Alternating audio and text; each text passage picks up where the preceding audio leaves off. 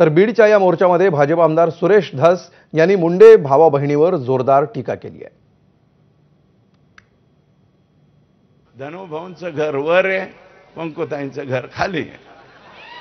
खाली हे सकाळी चहाला असतात आणि दुपारच्या नाश्त्याला वर असतात।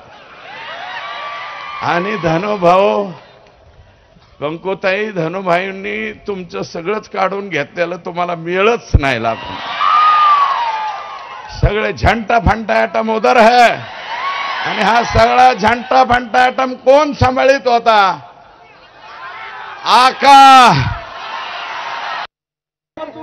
माझा सवाल आहे आमच्या पंकुताईंना,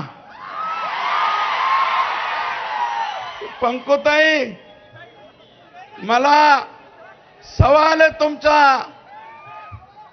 संभाजीनगरला तुम्ही एअरपोर्टवर उतरला, 12 तारखेला तुम्हाला 12 डिसेंबर ही गोपीनाथजी मुंडे साहेब यांची जयंतीचा दिवस आहे, मान्य करतो मी, तुम्हाला जायचं होतं तिकडं, पण वाकडी वाट करून तुम्ही संतोषच्या घरी का गेला नाही? तो चुकलात, याचं उत्तर द्या काय असेल।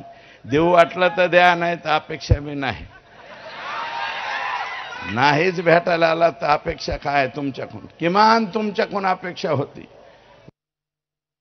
संगीत दिघोळे, वसंत गीते, किशोर फड, काका गर्जे, पांडुरंग गायकवाड, बंडू मुंडे, बापू आंधळे एवढे मर्डर झालेत। आणि ह्या मर्डरच्या नंतर यांची हिम्मत झाली, बेरीज करा, या अख्खं अर्ध पाव 75% पान भरलं।